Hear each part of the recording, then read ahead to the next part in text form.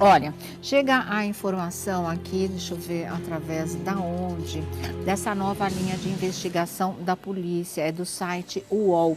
A chefe do DHPP, do Departamento de Homicídios e Proteção à Pessoa, delegada Elizabeth Sato, afirmou na tarde de hoje que não estão descartadas as hipóteses de crime passional ou vingança na chacina de Brasilândia, que deixou 5 mortos em uma casa do bairro na zona norte de São Paulo. Presta atenção no detalhe, é a primeira vez que a polícia admite analisar outras linhas de investigação que não a que aponta o filho do casal, o estudante Marcelo Pesseguini, de 13 anos, como responsável pela morte do pai dele, da mãe, da avó e da tia-avó. Segundo a delegada, uma próxima etapa de investigação vai tentar traçar o perfil do casal de policiais militares para saber se havia motivo para um crime passional. Ciúme do pai ou ciúme da mãe, algum amante nessa história, não é, doutor? Alguma ameaça de separação, qualquer coisa nesse sentido, né? E também investigar o tipo de relacionamento com o filho. Para isso, foram chamados para depor pelo menos 4 policiais da rota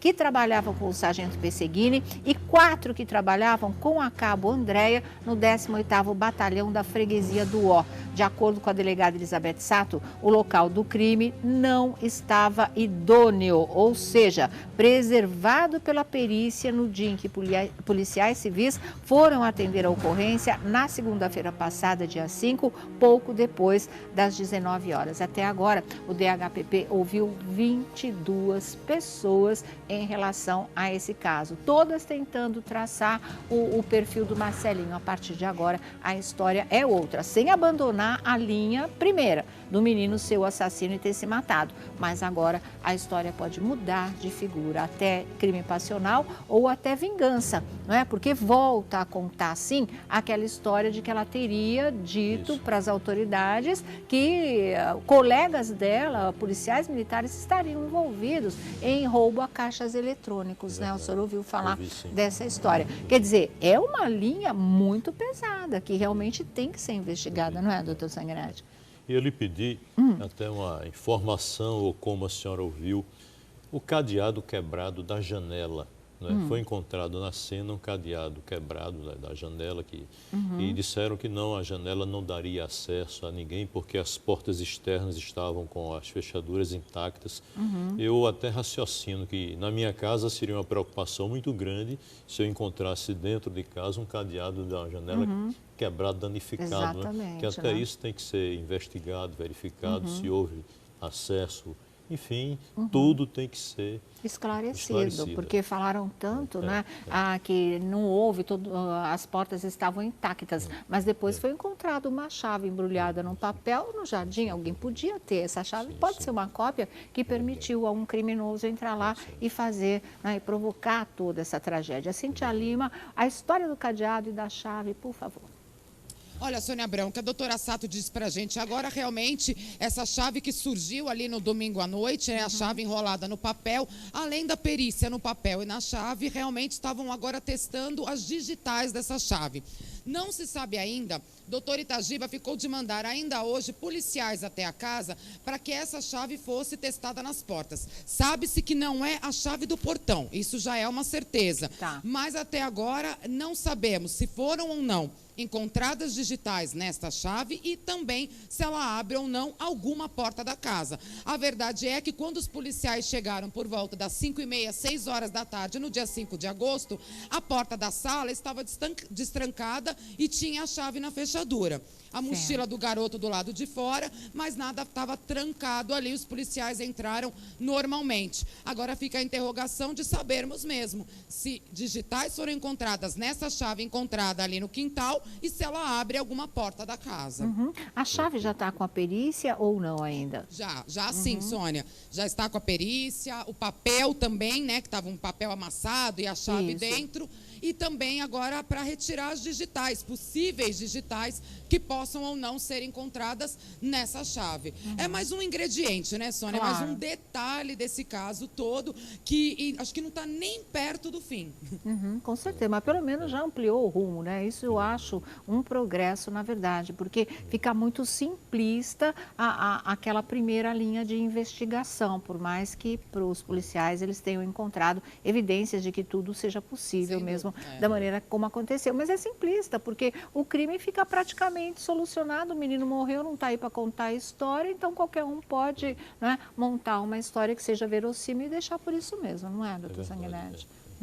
Aí fica complicado. Muitas pessoas foram ouvidas, vamos trabalhar mais a cena, mais o local, mais os corpos, como foram encontrados. Então, adentrar ainda a essa altura no local, isso é muito importante, revisar. Visum et repetum, veio e repetir, porque vai encontrar elementos importantes. Tá certo, viu? Alguém já chegou para depor dos 4 policiais militares, colegas do sargento, ou então os outros 4 da Cabo Andréa?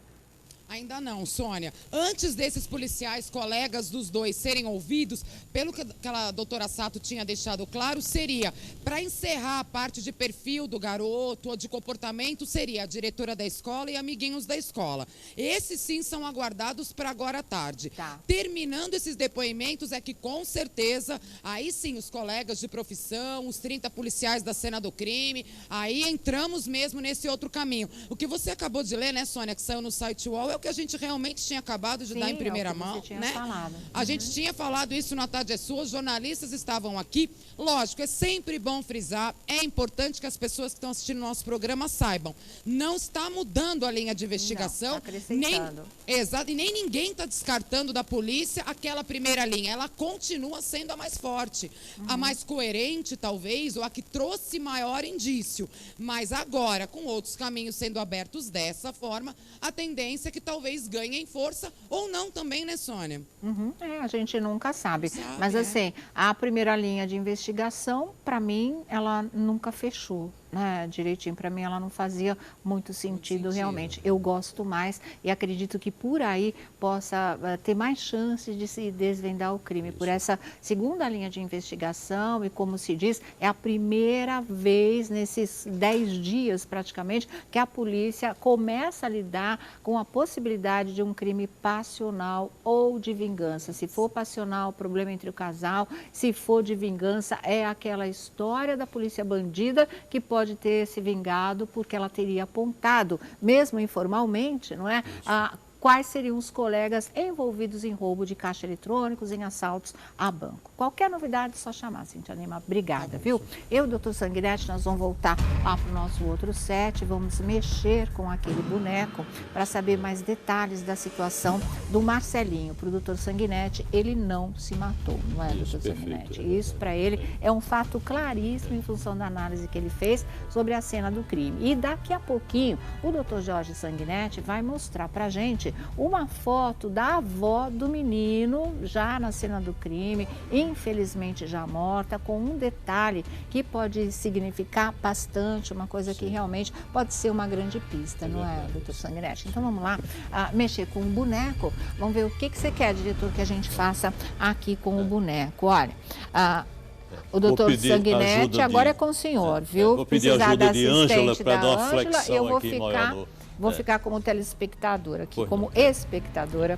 aqui, na verdade. Diga, inicialmente, a mão direita no local em que foi encontrado, mas nessa parte aqui, é incompatível, não é? É incompatível, sendo ele autor do disparo, sim, esta mão encontrar-se aqui. Não há como, porque estaria em extensão e sob o corpo. Não, quer dizer, ela estaria jogada sobre o colchão, é isso? Sim, sobre o colchão ou debaixo dele, assim, né, em extensão. Agora, não aqui. Tá. Aqui denota... A foto mostra a mão aí, e o doutor Sanguinetti está falando que é está impossível. exatamente aqui, certo? Aqui, ó. Aqui está a mão do menino sobre a cabeça, aliás, sobre o local onde ele levou o tiro. Na verdade, sobre o ferimento fatal. E a posição correta, se ele tivesse atirado contra a própria cabeça, o braço seria desta maneira sobre o colchão, é isso? Isso. Tá. E o braço esquerdo, eu peço a ajuda aqui, que tem uma angulação de 90 graus e o boneco não vai permitir, mas ela vai apresentar o mais, digamos assim, possível, não é? Ele está do avesso, né? Ele está virado, ele está torcido, na verdade. Se houvesse atirado na região temporal, claro, não, a outra mão não estaria aqui, nem seria encontrada aqui. Mas com o recuo da arma, não é? O braço cairia assim. Sim, em extensão também há uma, não é?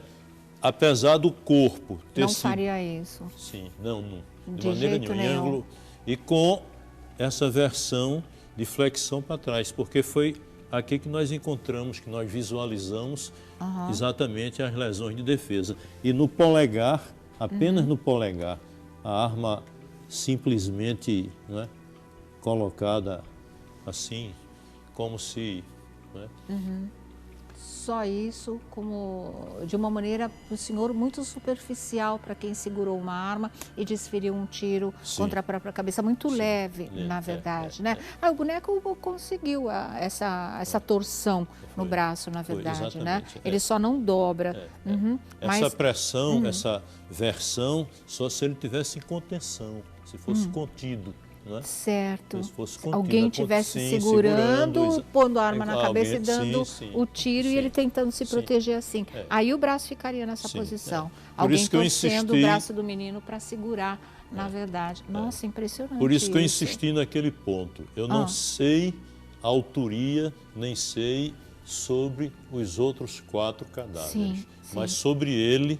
Ele não foi autor do tiro que o matou. Isso eu digo com muita firmeza.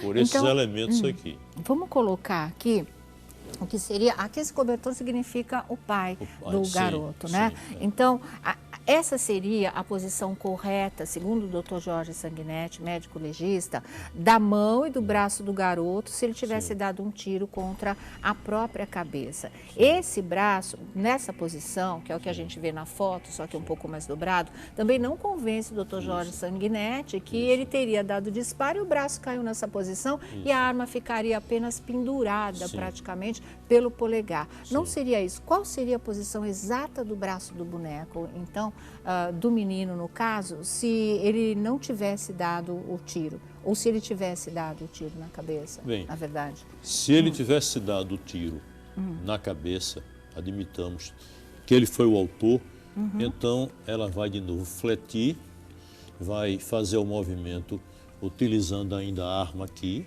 não é? E uma pistola .40, há uma impactação e há, não é? Joga o braço, mas a arma continuaria na mão. Na mão, a arma acompanharia a mão, porque a firmeza... Estaria firmemente na a mão. firmeza é quase instintivo, a firmeza que ele usa para deflagrar, ele mantém aqui mesmo com... Mesmo tendo levado um tiro na cabeça. O que cai é o braço, não a mão que se movimentaria, é isso que o senhor está dizendo. A firmeza que ele teria usado para apertar o gatilho, né, e disparar o tiro contra a própria cabeça, a mão fica nessa posição. O braço cai, mas a mão não. Então a arma não teria ficado pendurada apenas pelo polegar, né, o indicador, que estava na foto. E admitindo que ele estava na ocasião sentado, né, que ele não iria, claro, assumir essa posição para... Aí vem a posição do braço direito, né, que tanto poderia estar assim, como está ao longo do corpo do lado direito, pelo, não é? Pelo impacto, pelo impulso. Ele poderia estar assim, é isso, em cima desse braço. Desse braço, né? Agora aqui, jamais, não há condição nenhuma. Daí a minha certeza... A minha firmeza, mesmo firmeza e que se fundamenta ainda mais quando nós encontramos ferimentos na mão do menor que não se justifica pelo manuseio da arma. A arma não poderia ter feito uma lesão, não é, de punho e na concavidade da mão.